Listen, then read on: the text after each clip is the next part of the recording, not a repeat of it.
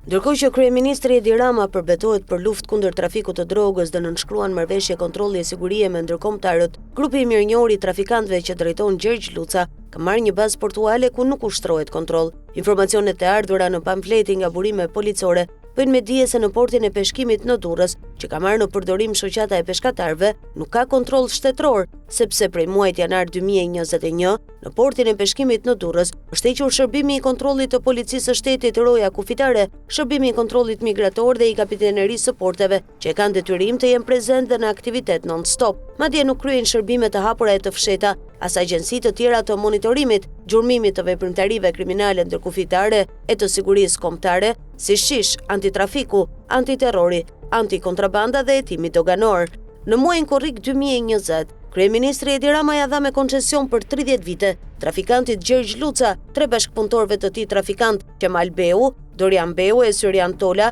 dhe 6 peshkatarëve të tjerë, portin e peshkimit të Durrës me sipërfaqe 130.000 m2 në emër të organizatës së menaxhimit të portit të peshkimit. 8 muaj pas aktivitetit, konkretisht më 26 shkurt 2021, Gjergj Luca dhe ortakët e tij peshkatarë trafikant, Kemal Beu, Dorian Beu e Syrian Tola, duke u bërë presion 6 ortakëve të tyre, e kaluan në proces likuidimi fiktiv organizatën e peshkimit. Shkak u bën informacionet që DEA, Europol, Antimafia dhe Drejtësia Italiane i dërguan policisë a agjensive shqiptare të antikrimit dhe sigurisë për trafikimin e drogës nëpërmjet anijeve të organizatës së peshkimit me qendër në Durrës, por prej 4 vitesh, grupi Luca Beu nuk e ka dorëzuar portin e peshkimit, duke vazhduar aktivitetin tregtar portual të peshkimit, të trafikimit të drogës e kontrabandës, ndërsa institucionet kontraktuese të qeverisë nuk guxojnë të marrin portin e peshkimit, sepse e dinë që peshkatari trafikant Gjergj Luca është mik i kryeministrit Edi Rama. Më 19 tetor 2023,